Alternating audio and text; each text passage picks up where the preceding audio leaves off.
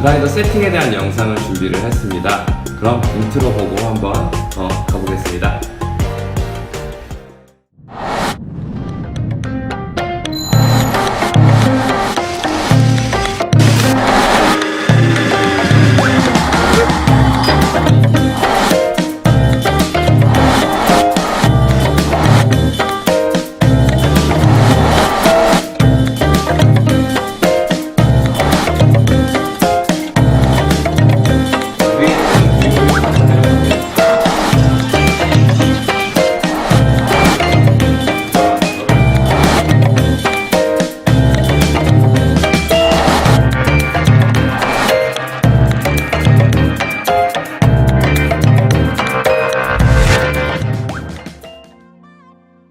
자, 그라인더 세팅에 대한 큰 카테고리를 세 가지로 한번 나눠볼까 해요. 그라인더 세팅이라는 게 솔직히 바리스타 또는 매장에서 가장 중요하게 생각되어져야 할 부분이거든요. 그렇기 때문에 가장 어렵고 까다로운 부분이기도 해요. 일반적인 상식으로 접근할 수 있는 부분이 아니라는 거죠. 그렇다고 과학적이나 분석적으로 접근할 수 있는 것도 아니에요. 변수들에 대한 이해와 경험이 무조건 바탕이 되어야 가능한 거고, 또한 바리스타들은 추출과 테이스팅의 스펙트럼이 굉장히 넓게 분포되고 인지되어야 접근하기가 수월해질 수밖에 없는 거죠. 쉽게 과소 추출의 끝과 과다 추출의 끝까지 정립되어지지 않은 상태의 범위를 끝에서 끝까지 맛봐봐야 쉽게 접근하고 세팅하기가 쉬워지는 거죠. 그래서 전 최대한 이렇게 단계별로 여러분들에게 말씀을 드리고 알려드리면 좀 더 여러분들에게 제가 경험적으로 무식하게 정말 싸우면서 넓혀온 스펙트럼을 좀 더 쉽게 보여드릴 수 있다고 생각을 해요. 첫 번째, 우선 자동 그라인더의 기준의 변수의 통제에 대한 카테고리, 그리고 두 번째, 필터 바스켓 사이즈와 헤드 스페이스의 연관성, 그리고 마지막으로는 추출 과정에서 추출 구간별 추출 속도의 인지 능력, 그리고 추출량 측정하는 이렇게 세 가지의 카테고리로 오늘 수업을 한번 진행을 해볼까 합니다. 자, 먼저 변수의 통제에 대한 이야기입니다. 그라인더 세팅 과정에서의 환경적인 부분의 변수는 우선 뒤로 밀어놓고 가장 먼저 생각할 수 있는 통제가 무엇이 있을까요? 바로 메시 포인트, 분쇄도와 그리고 투출량이 있겠죠. 볼륨이라고 하는 투출량이 있고, 그라인더 세팅을 한다는 것은 쉽게 분쇄도를 조절을 하고 커피향을 세팅하는 것이라고 우리는 배워왔어요. 그럼 가장 기본적인 그라인더 세팅의 변수가 두 개인 거죠. 그럼 제가 질문을 하나 할게요. 먼저 그라인더 세팅할 때 분쇄도 먼저 조절할까요? 아니면 커피향을 먼저 조절을 할까요? 자, 가장 1차원적인 질문입니다. 그런데 정작 이 질문에 명확하게 답하기가 굉장히 까다롭습니다. 이유는 우리는 변수에 대한 통제의 기준을 모르기 때문에 어떤 상황에서 어떤 변수를 먼저 조절해야 될지 인지하기가 어려운 거죠. 먼저 혹시나 혼동할까봐 미리 말씀을 드릴게요. 제가 이야기하는 이 변수의 기준은 100% 일치하는 건 아니에요. 변수라는 것은 항상 변하는 것이기 때문에 환경적인 외부의 요소들에 따라서 변수들이 겹치면 틀어지게 되는 거죠. 예를 들어서 작년 여름에 엄청 더웠어요. 제자들하고 업체들한테 세팅 갑자기 못 잡겠다고 헬프 요청이 굉장히 많이 들어왔어요. 온도가 급격하게 올라가고 날씨가 너무 더워지면서 그라인더 세팅에서 기준점이 완전 틀어져 버린 거죠. 이게 온도 차이가 너무 많이 발생되다 보니까 그라인더 세팅의 기준점이 완전 틀어져 버린 거예요. 하지만 최대한 이래서 이런 부분들 때문에 항상 고정이 된다는 것은 아닌 거예요.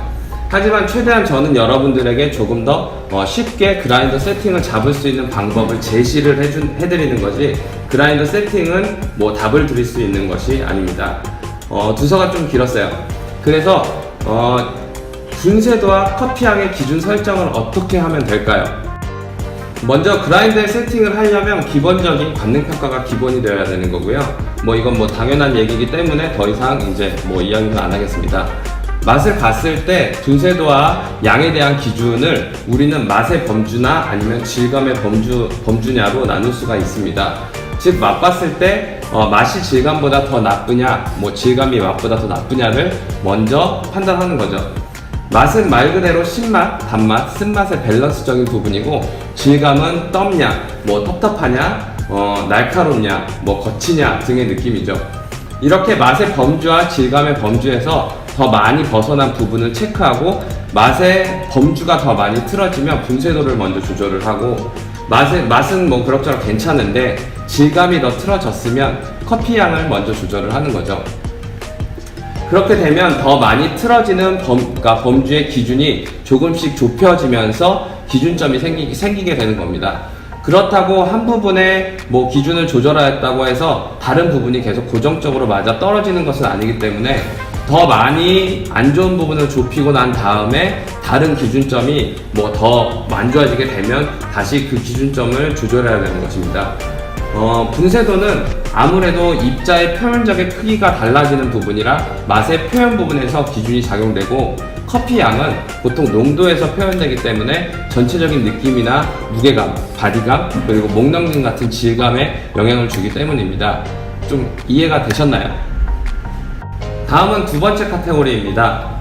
두 번째는 바로 필터 바스켓과 헤드스페이스의 연관성에 대한 이야기입니다. 필터 바스켓은 보통 원스파운용 바스켓과 투스파운용 바스켓으로 나뉘죠. 우선 뭐 상업적으로 많이 쓰는 투스파운용 바스켓에 대해서만 말씀을 드릴게요. 일반적으로 투스파운용 바스켓은 14g, 그리고 16g, 뭐 18g, 20g의 더블 바스켓, 25g의 뭐 트리플 바스켓 등 사이즈가 굉장히 다양합니다. 필터 바스켓의 사이즈가 왜 이렇게 많이 존재할까요? 뭐 답은 쉽죠. 사이즈에 맞는 커피 양을 담아야 되는 거니까요. 하지만 각 사이즈에서는 허용 가능한 원두량이 존재합니다. 예를 들어 18g의 바스켓에는 18g의 커피 양만 담을 수 있는 것이 아니라 분쇄도에 따라서 플러스 마이너스 뭐 2g 정도, 뭐 맥스 양은 그 이상도 들어갈 수가 있죠. 세팅 값에 따라 달라지는 거죠. 이건 뭐 디게싱 상태, 뭐 에이징 날짜에 따라서 필터 바스켓의 뭐 정 사이즈에서 허용 가능한 맥스 범위가 달라지는 거예요. 그럼 제가 좀 전에 얘기했던 분쇄도에 따라 달라진다는 이야기는 같은 양이라도 분쇄 입자의 크기에 따라 필터 바스켓에 눌러져서 담기는 양이 달라진다는 이야기인데, 이것이 중요한 것이 아니라 이렇게 탬핑을 하고 난 다음 장착을 했을 때 그룹 헤드의 샤워 스크린과 필터 바스켓에 담긴 커피의 상부 사이에 존재하는 공간, 즉 헤드스페이스의 공간에 따라 추출 세팅이 달라집니다. 필터 바스켓에 담긴 커피 양과 분쇄도의 입자 크기에서 작용되는 저항값과 추출이 시작되면 핫워터가 우선적으로 헤드스페이스 공간에 채워지고 압력이 발생되면서 밀어내게 되거든요. 이 압력의 크기와 커피에서 작용되는 저항값의 크기의 차이에 따라 추출값이 달라지는 거죠.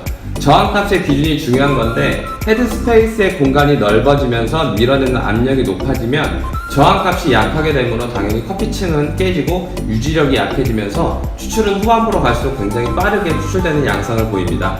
반대로 헤드스페이스 공간이 좁아지면서 밀어내는 압력이 약해지고 저항값이 높아지면 초반에 쥐어짜게 되다가 후반부에는 굉장히 추출이 느리게 될 수밖에 없습니다. 헤드스페이스에 적절한 공간을 만들어줘야 되는 것이 필터 바스켓 사이즈에 담기는 분쇄도에 따른 커피향을 세팅해줘야 되는 이유라는 거죠.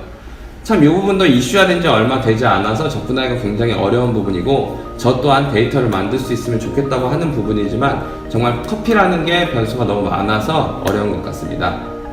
마지막으로 추출 과정에서 추출 구간별 추출 속도의 인지 능력, 그리고 추출량 측정에 대한 이야기입니다. 어떻게 보면 앞에 두 이야기에서 유추할 수 있고 연관되어지는 내용이 듯합니다. 이렇게 추출 압력과 저항값의 기준점이 발생되면서 추출이 이루어지면서 커피에서 추출되어지는 성분들은 순차적으로 추출되어지면서 커피의 균형감이 만들어지는데, 초반의 추출 유지력과 후반으로 진행되면서 이 추출 시간이 어느 정도 균일하게 추출되어야 맛의 밸런스가 완성되는 거죠.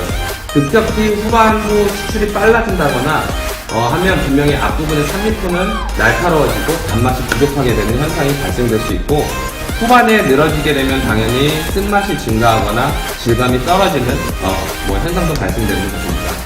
추출 과정은 항상 육안으로 관심 있게 체크를 하면서 추출 시간과 추출량이 일정하더라도 구간별 추출 양상을 내가 인지하는 능력을 키워야 된다는 것입니다.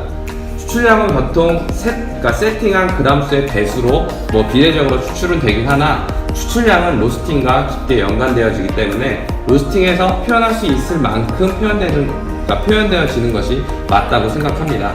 그렇기 때문에 로스터와 바리스타는 항상 깊게 연관되어 있고 추출을 잘하기 위해서는 로스팅에 대해서도 이해도가 어느 정도 있어야 된다고 생각을 합니다. 추출만 잘하는 바리스타, 로스팅만 잘하는 로스터는 없다는 거죠. 그라인더 세팅은 많은 실습으로 완성되는 것이 아니라 원두콩을 바라보는 관점과 이해도, 맛에 대한 이해 능력, 추출에 대한 관심 등으로 완성되는 것이라 생각됩니다. 기계적인 메커니즘은 매뉴얼만 봐도 숙지할 수 있죠. 하지만 아무 정보도 없는 원두를 쥐어주고 이거 최적의 세팅하세요 했을 때 우리는 이렇게 여러 방면에서 이해를 하고 있어야 올바른 그라인더 세팅을 할 수 있다고 생각을 합니다. 전 실습 위주의 영상을 제작하는 편은 아닙니다. 여러분들의 이해도를 상승시켜서 혼자 생각하고 창의적인 생각을 할 수 있게 도와드릴 수 있는 영상을 만들고 있습니다. 제 영상으로 조금이나마 여러분들에게 도움이 될 수 있다면 저는 그걸로 만족을 합니다. 다만 항상 이야기하는 것이지만 저에게 힘이 되는 건 여러분들의 관심, 즉 좋아요, 그리고 구독하기, 그리고 알림 받기로 저와 자주 소통하는 것이 저에게는 많이 힘이 된다는 거 잊지 마시기 바랍니다. 6월 한 달도 여러분들 하시는 일 모두 대원 성취하시기 바라며 더위 조심하시기 바랍니다. 다음 시간에 뵙겠습니다. 이렇게 해서 이 나사도 중요하기 때문에 꼭 여러분들이 잘 챙겨 놓으셔야 되고요. 지금 빈 게이트를 잡아당겼으니 얘는 어떻게 돼요? 문이 닫혀져 있으니 호퍼를 연다 하더라도 얘가 어떻게 돼요? 원두가 쏟아질 일이 없겠죠? 그래서 이렇게 보세요. 빈 게이트를 이렇게 밀어넣게 되면은 열리고요. 얘를 이렇게 잡아당기게 되면은 닫혀지는 형태이기 때문에 여러분들이 이것 정도는 설명서를 보고 참조하셔서 조금 활용을 하시면 되고요. 그라인더 안쪽에 있는 원두는 최대한 내가 뺄 수 있는 만큼 빼줘요. 그러면 이 속에도 원두가 있잖아요. 그래서 얘는 전원을 킨 상태에서 컵이라든가 아니면은 손을 놓고요. 얘가 튀어져서 나올 수 있기 때문에 전원을 켜고 이렇게 알아서 버려주는 거예요. 지금 이렇게 보면은 칼날이 지금 계속 돌고 있잖아요. 그래서 이렇게 완전히 멈춘 다음에 이 속에 있는 원두를요 안으로 이렇게 집어넣고 또 한 번 갈아주게 되는 거예요. 이렇게. 그 다음에 이제 완전히 멈춘 상태에서 이 분쇄 조절 디스크를 빼내줘야 돼요. 안전핀을 누른 상태에서 엄지를 밑으로 내리시고요. 이 안전핀을 반시계 방향으로 이렇게 돌려주게 되면은 분쇄 조절 디스크가 분리가 되는 거예요. 이렇게. 이제 분쇄 조절 디스크를 이렇게 빼냈는데 조금 아쉽죠. 다른 매장 같은 경우에는 여기에 끈적끈적한 아이들이 많이 달라붙어 있는데 저희 같은 경우에는 그라인더 청소를 굉장히 주기적으로 잘 관리를 하고 있기 때문에 실질적으로 이렇게 붓 하나만 가지고선도 얘네들을 잘 이렇게 털어낼 수가 있어요. 그래서 유지 관리만 잘 해주시면은 붓 한 개 가지고선도 그라인더를 어때요? 깨끗하게 쉽게 관리를 할 수 있다라고 보시면 돼요. 붓으로도 해도 어때요? 깨끗해졌죠. 이것도 관리만 잘하면은 스틱이 하나 가지고선도 이렇게 떨어질 수도 있고요. 실질적으로 붓만 가지고선도 이것을 청소해낼 수가 있어요. 근데 항상 제가 예를 드는 이런 카페 같은 경우에는 그라인더 청소를 주기적인 관리를 하지 않으면은 이 속에 보면은 이렇게 미분이 끈적끈적한 오일들이랑 달라붙어 있어서 칼날이나 이런 부분들이 어떻게 돼요? 막 달라붙어 있어요. 그러면은 이 원두가 갈려지면서 그런 찌꺼기들이랑 함께 나와서 그러한 아이랑 함께 추출을 하다 보니 커피에 굉장히 좋지 않은 플레이버가 느껴지게 되는 거예요. 그라인더를 청소를 할 때에는 그라인더 전용 청소기 하나가 있으면 더 좋은데 무선보다는 이렇게 유선인 핸드 청소기 하나면은요 우리가 한 3, 4년 정도는 쓸 수 있기 때문에 준비하셨다가 쉽게 그라인더를 청소할 수 있어요. 커피에 찌꺼기가 굉장히 많았는데 찌꺼기가 어느 정도는 다 제거됐잖아요. 밑에 보면은 칼날이 있는데 여기 보면은 기둥이 3개가 있잖아요. 근데 이 아랫날이 이렇게 돌면서 원두가 갈려서 옆으로 떨어져서요 이쪽으로 오면은 토출구로 원두를 이렇게 어때요? 밀어내는 형태로 이 챔버에 원두가 쌓이게 되는 거예요. 칼날 교체도 1년에 3번에서 4번 정도를 하는데 상부 칼날과 하부 칼날이 2개가 있는데 일자 드라이버 있으시잖아요. 얘가 움직이니 나사를 풀기가 좀 어려우시잖아요. 그래서 나무 스틱 같은 것을 대고 일자 드라이버로 나사 3개를 풀으시고요. 빼낸 다음에 둘 중에 하나를 놓고 다시 일자 드라이버로 조여주기만 하면은 칼날 교체가 끝나는 거예요. 또 하나는 위에 있는 분쇄 조절 디스크 위에다가 빼내시고요. 하나 놓고 나사를 조여주시면은 칼날 교체가 끝. 이제는 여기를 어떻게 해줘야 되냐면 마른 행주로요. 마른 행주로 미분을 깨끗하게 조금 닦아내 주셔야 되는데 이 금색이라든가 분쇄 조절 디스크 이 은색이 굉장히 미세한 선으로 되어 있기 때문에 이쪽에 이렇게 미분이 낄 수 있잖아요. 이런 것들을 청소를 깨끗이 하겠다고 이렇게 계속 비비게 되면 이 사이에 원두가루가 낄 수 있잖아요. 그래서 얘네들은 한쪽 방향으로 마른 행주로 이렇게 돌려서요. 얘네 원두의 미분을 이렇게 제거해 주는 거예요. 그리고 이쪽도 이렇게 제거를 조금 해주시고요. 칼날 같은 경우에도 칼날의 날 방향으로요. 마른 행주를 이용해서 이렇게 닦아주시고요. 그 다음에 안쪽에 있는 금색도 청소기로 그렇게 빨아들였다 하더라도요. 이렇게 돌리게 되면은 이렇게 미분들이 많이 나와요. 근데 이런 미분이 끼게 되면은 내가 분쇄 조절 디스크를 조립을 할 때 약간 어긋나게끔 조립이 될 수 있잖아요. 그렇게 되면은 그라인더가 망가지는 가장 큰 원인이 될 수도 있어요. 이제는 다 청소를 했으니까 우리가 조립을 해줘야 되잖아요. 우선은 수평을 맞춰서 이렇게 놔줘야 돼요. 그러면 어느 쪽으로 돌려야지 얘가 잠겨질까요? 이렇게 돌려야 되겠죠? 근데 그렇게 하지 않아요. 왜 그러냐면 너무나 미세한 선으로 되어 있어서 내가 아무리 잘 감는다 하더라도 혹시나 잘못 감길 수가 있잖아요. 그래서 반시계 방향으로 돌려서 나사의 끝으로 얘를 떨어뜨려 준 다음에 끝에서부터 분쇄 조절 디스크를 감아주는 거예요. 자, 보세요. 이렇게 소리가 났죠. 이 소리는 나사 끝으로 떨어지는 소리예요. 그러면 지금부터는 옆에 있는 안전핀을 엄지손가락으로 밑으로 이렇게 꾹 내려준 상태에서요. 그대로 이 손잡이를 잡고 어느 쪽으로 돌려준다? 시계 방향으로. 그런데 지금은 분쇄 조절 디스크만 이렇게 움직여요. 근데 안에 보면 아랫날이 있잖아요. 그쵸? 하부 칼날. 그 아이가 움직일 때까지 얘를 돌려주는 거예요. 자, 보세요. 이제 움직일 거예요. 자, 보세요. 같이 움직이죠. 여기까지. 그러면 문제는 뭐냐면 아랫날과 윗날이 지금 이렇게 딱 맞물린 상태잖아요. 그러면 원두가 갈려서 옆으로 떨어질 수가 없잖아요. 그러니 우리는 조금 얘를 어떻게 해줘요? 조금 그렇죠. 떨어뜨려 줘야 되죠. 그래서 밑으로 내린 상태에서 이렇게 잡아당겨 주고요. 한 45도 정도만 이렇게. 그리고 조금 있다가 내가 사용하는 원두에 따라서 분쇄도라든가 아니면 추출량이라든가 추출 시간을 조절해 가면서 정상적인 에스프레소를 만들어낼 수 있으셔야 돼요. 챔버 이제 청소해야 되잖아요. 챔버도 안에 있는 원두는 다 제거를 해줘야 돼요. 그리고 이렇게 없애주고요. 붓으로 미분가루를 이렇게 털어줘요. 이렇게 털어줬잖아요. 이렇게 털고 청소기로 얘를 한번 싹 빨아들여주는 거예요.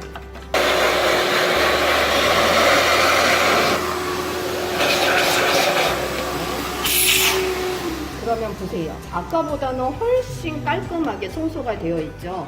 그렇다 하더라도 우리는 마음에 안 들어요. 그쵸? 왜냐면은 이쪽 부분에 보게 되면은 미분가루들이 이렇게 묻어져 있잖아요. 그래서 얘를 뜯지 않고선도 이렇게 깨끗한 마른 행주를 이용해서요. 제가 한쪽만 조금 닦아볼게요. 그래서 한쪽을 이렇게 마른 행주를 이용해서 이렇게 닦아내는 거예요. 하는데 보세요. 어때요? 이쪽 면이 굉장히 깨끗하게 이쪽이 정리가 됐죠. 이렇게 깨끗하게 정리가 되는 거예요. 손이 들어가지 않으면은 이렇게 스틱 같은 거를 이용을 해서 행주, 마른 행주를 감싼 다음에요. 이 부분을 다시 이렇게 깨끗하게 이렇게 닦아내는 거예요. 그렇게 되면은 커피의 맛에 영향을 끼치지 않을 만큼 우리가 청소를 해낼 수 있기 때문에 굳이 이것을 뜯어서 미분이 안에 쌓이게끔 하는 것은 좋지 않은 것 같아요. 이렇게 하게 되면 그라인더 청소가 끝나는 거예요. 굉장히 간단하죠. 이것을 못해서 우리가 AS를 고른다든가 이런 경우는 사실은 없어야 되고요. 그라인더 유지 관리를 잘 해줘야지만이 커피의 맛을 균일하게 유지시킬 수가 있으세요. 또 이제 호퍼 같은 경우에는 깨끗한 중성세제를 사용해서 깨끗한 미지근한 물로 우리가 깨끗하게 세척을 하고 헹굼 많이 하셔서요. 물기 어느 정도만 제거해서 에스프레소 머신 워머 위에다가 딱 이렇게 올려놓고 퇴근을 하시면은 그 다음날 아침에 출근해서 보면은 컵처럼 따끈따끈하면서 물기 하나도 없이 제거가 되어 있어요. 근데 이렇게 해서 올려놓고 가게 되면은 이쪽에 물들이 고여 있을 수 있잖아요. 그럼 물이 있으면 그 다음날 호퍼를 사용할 수 없기 때문에 이 상태보다는요, 이렇게 다른 상태로 올려놓고 하시는 것이 더 좋으실 것 같고요.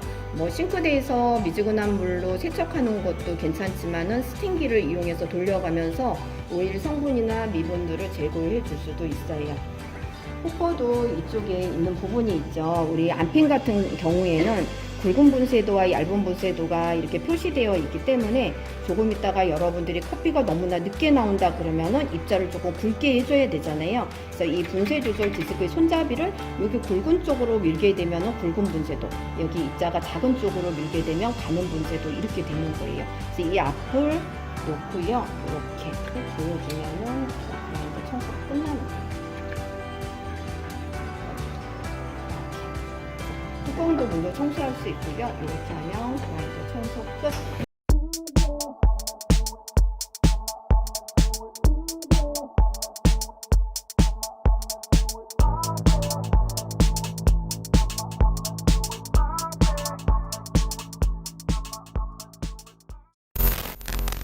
네, 여러분 안녕하세요. 안스타입니다. 오늘은 제 채널에서도 많이 받은 질문 중에 하나인데, 카페를 운영을 하다가 보면은 자주 겪는 현상이 있어요. 그게 뭐냐면 매장을 오픈하고 처음에 세팅을 해놓은 게 시간이 점점 지나면서 추출이 점점 더 빨라지는, 혹시 여러분들도 그런 경험 해보신 적 없으셨나요? 특히나 이 현상은 계속해서 주문이 들어와서 그라인더를 쉴 틈 없이 돌릴 때 이 추출 시간이 더 빨라지는 것을 우리가 목격할 수 있어요. 왜 피크 시간대에 이렇게 에스프레소 추출이 빨라지는지에 대한 이유를 한번 알아봤으면 좋겠어요. 추출이 빨라지는 데는 물론 다양한 다른 변수들이 관여할 수 있겠지만, 오늘 제가 가장 말씀드리고 싶은 거는 그라인더의 발열이에요. 그라인더는 내부에 있는 칼날이 돌아가면서 원두를 분쇄하게 돼요. 근데 이 그라인더는 많이 쓰면 많이 쓸수록 마찰열을 많이 일으키게 되고요, 그라인더 날의 온도가 올라가게 돼요. 그래서 이 그라인더를 계속 사용하다 보면은 당연히 그 그라인더 날에 갈려지는 원두의 온도 자체가 올라갈 수밖에 없겠죠. 이 그라인더의 발열이 추출 시간을 빠르게 앞당길 수 있어요. 그라인더가 발열이 되면은 왜 추출이 빨라질까?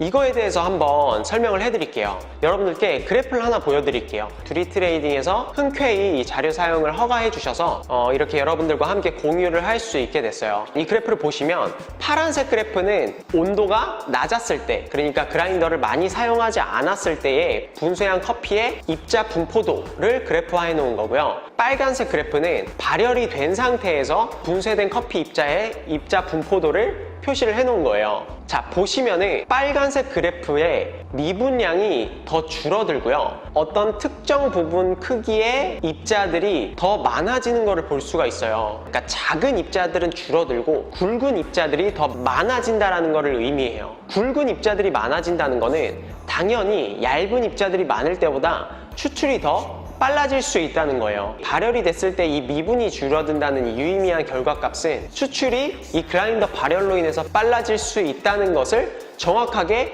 보여주는 그래프라고 할 수가 있어요. 왼쪽에 추출 전 퍽 온도 평균을 보시면 온도가 한 42도, 한 43도 정도 되는데, 추출하는 세트 수가 올라가면 올라갈수록, 즉 추출을 많이 하면 많이 할수록 점점 더 올라가는 것을 확인하실 수 있어요. 우측에 추출 시간을 보시면 처음에는 31초였다가 점점 시간이 세트 수가 많이 가면 갈수록 22초, 23초, 18초까지 줄어드는 것을 보실 수 있어요. 같은 무게로 도징했을 때 추출 시간이 거의 한 8초, 9초 정도까지 차이가 난다는 거니까 정말 많이 난다는 것을 여러분들이 확인하실 수 있으세요.